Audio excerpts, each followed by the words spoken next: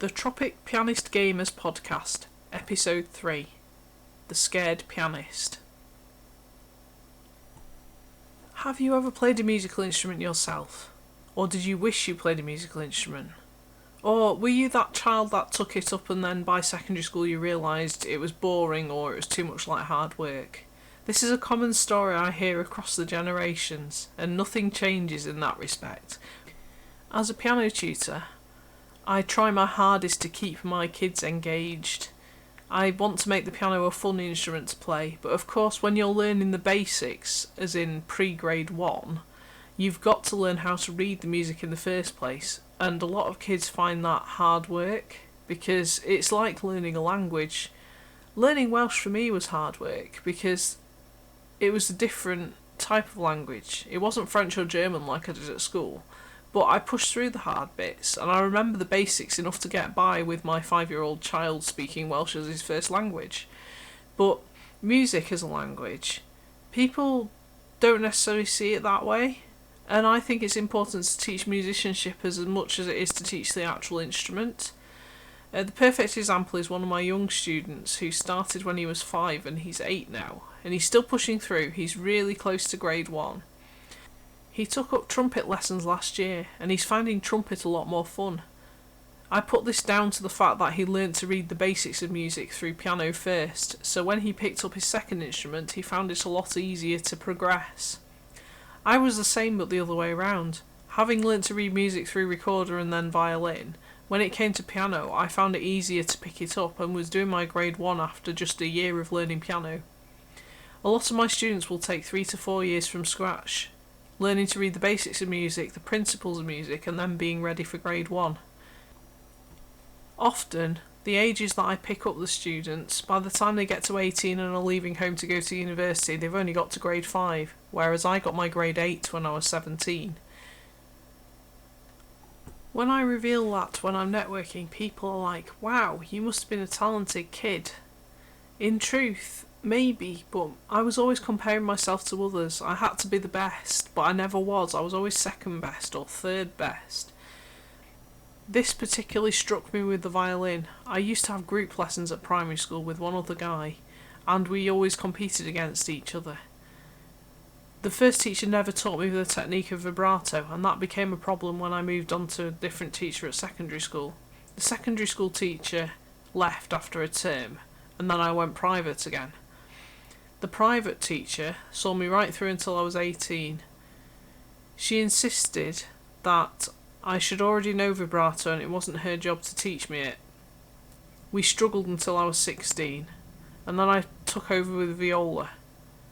The comparing bit came with the child prodigy at school, who was grade 8 violin from about the age of 14, had the same violin teacher as me, and I always felt not good enough, because she was always amazing, and I couldn't understand why I couldn't be amazing since I had the same teacher. The difference here was she had that same teacher from the beginning of her violin journey. I only picked up on this teacher at the age of 13, so I had her for 5 years, but the foundation years of violin essentially screwed me over, so I ended up resenting the violin, and when she suggested I took up viola instead because it was easier, I jumped at the chance. No offence to any viola players, of course. But I did find it a bit easier because I just about got the hang of a bit of vibrato, but I was still missing the main technique, and that teacher didn't seem to be willing to show me, so I kind of lost interest in viola coming into university, as because I had undiagnosed anxiety, I was very shaky. So when I was playing the piano I was shaky. The pedal vibrated when it shouldn't have done, and my fingers were all over the place. When I was playing the violin and was shaky, things would go out of tune, and having perfect pitch, that was just painful. Painful on my brain because I know I'd messed up, and painful on my ears because it wasn't in tune. And I was just about able to get away with it, so I got into university and did first study viola, thinking, oh, I'll get the free lessons because I'm only entitled to one set of free lessons. And of course I had the viola and the piano under my belt, and I picked viola because I thought that would be the most needed for lessons. It turned out I should have picked my strongest instrument, and I made a massive mistake there because I failed first year performance due to anxiety, which I didn't ask for help for. Because back then, I didn't know you could ask for help. I was told to just get on with it and stop being silly most of the time. But I failed performance and thought, that's it, I'm not meant to be a performer. Anxiety was unknown then. It was just, you're too nervous, you're too shy. It's not made for you. Go and do something else. So as a result, I did composition for the rest of my degree and actually have a master's degree in composition, which surprises a lot of people when they ask about my educational background, because they expect me to say, oh, I was studying piano, but no. I actually went through university and most people didn't even know I played the piano, even though I had grade 8 at 17. Because I failed performance in viola, my brain went, you're rubbish at performance generally. I didn't even think about the piano then. I would go to the practice rooms in the music department and play little bits every now and again when I had my laundrette run to do. But other than that, I didn't really play anything. I did have a half-size MIDI keyboard in the background because I used to plug it into my computer so I could use the composing software Sibelius to compose my pieces for my coursework and later my master's project. It wasn't until 2008 I finally got a full-size keyboard again, and that keyboard ended up in a little spare room in the first house me and Dr. G lived in Bangor. It was kind of an afterthought in a way. It's like, I'm a musician, I'm a pianist, I need some kind of piano, but I don't intend on playing it seriously. So I'd play little bits here and there, I'd have the odd books in my collection. I still played the same pieces that I played for my A-levels, and it just was a spare part in the house really. The first memorable thing I did was in 2010 when my grandparents on my dad's side celebrated their diamond wedding anniversary. There's one thing I can't do, and that is music technology. I tried at university and didn't do very well, mainly because I was afraid to ask for help.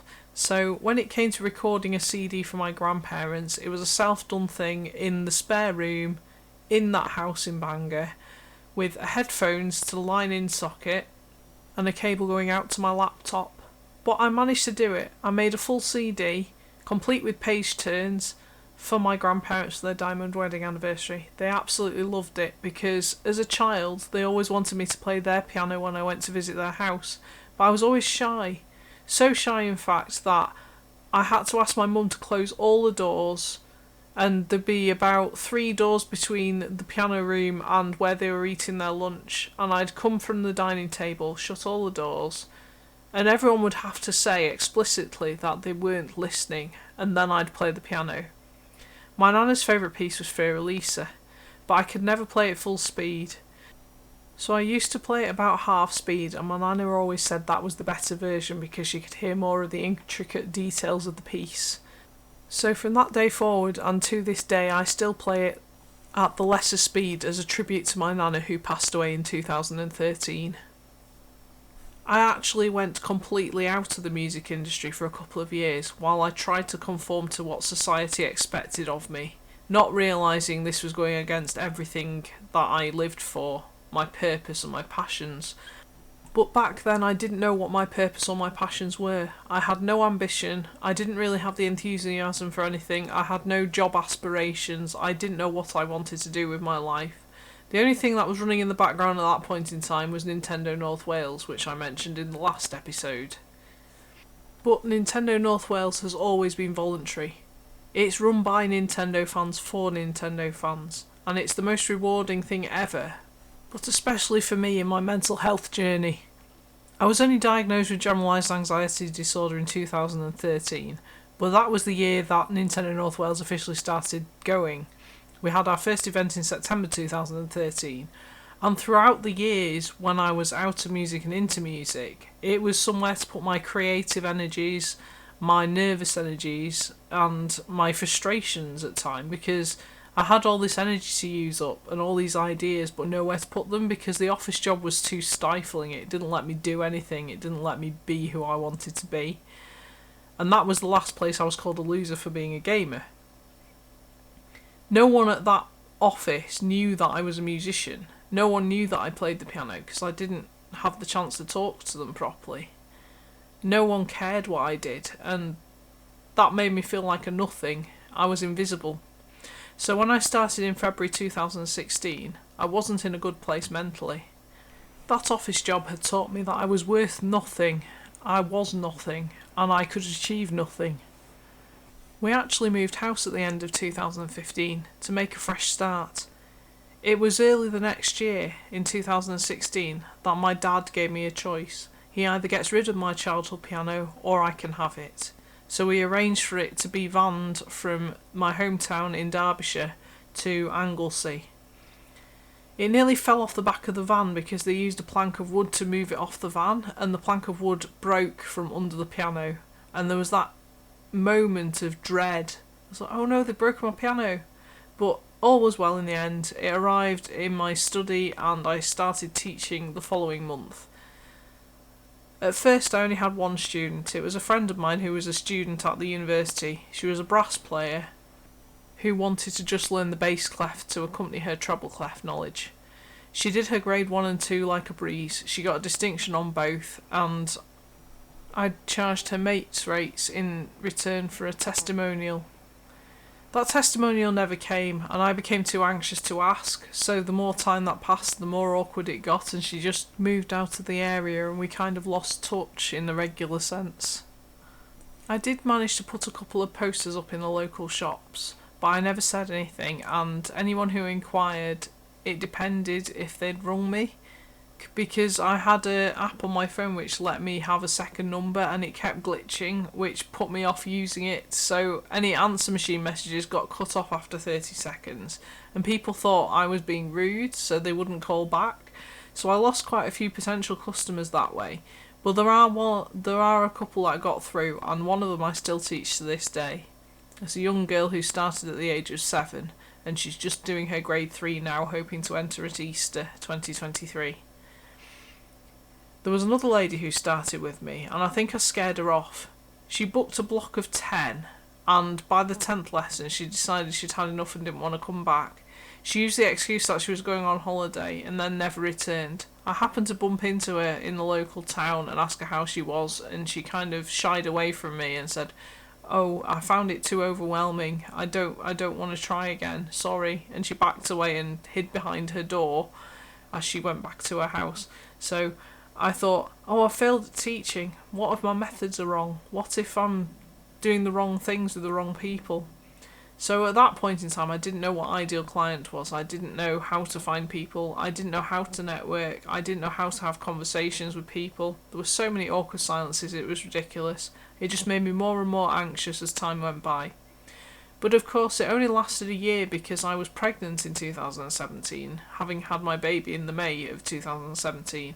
And I basically hid behind that. I was like, oh, I don't need to promote myself. I'm too busy being pregnant. I've got a baby to have. I'm not going to cope if I have too many students.